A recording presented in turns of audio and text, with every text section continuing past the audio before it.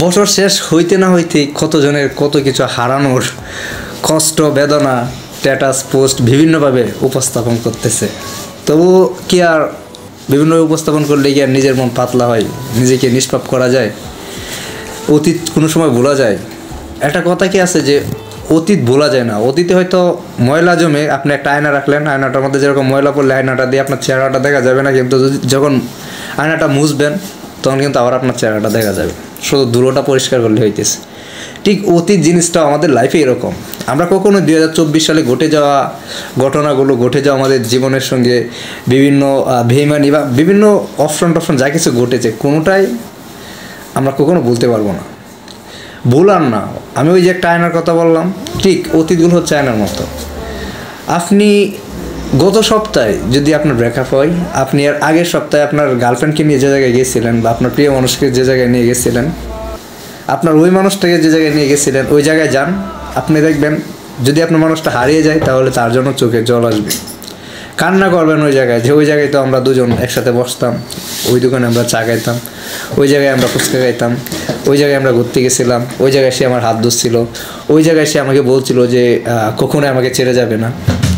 তো অতীত কখনোই ভোলা যায় না। অতীত হচ্ছে ওই যে ধুলো পড়া আয়নাটার মতো, মুছে ফেলা যায়, বাট কখনো ডিলিট করা যায় না।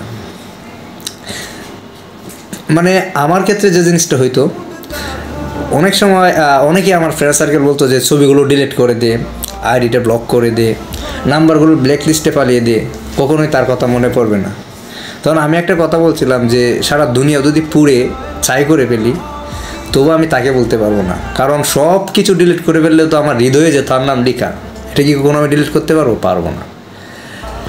তা আমি এটাই বলতে চাচ্ছিলাম যে যতভাবে উপস্থাপন করো নিজের কষ্ট, নিজের দুঃখ, আমি অনেকজনকে দেখতেছি, আমার নিজেরই খারাপ লাগতেছে যে আমি ভাবছিলাম 2024 সালটা আমি আমার জীবনে সব কিছু ম্যাপ 2024 সালে খুব সুন্দরভাবে সাজাইছি এবং হচ্ছে এ পর্যন্ত আসছি ম্যাপ অনুযায়ী, যতটুকু আসার আমি আলহামদুলিল্লাহ।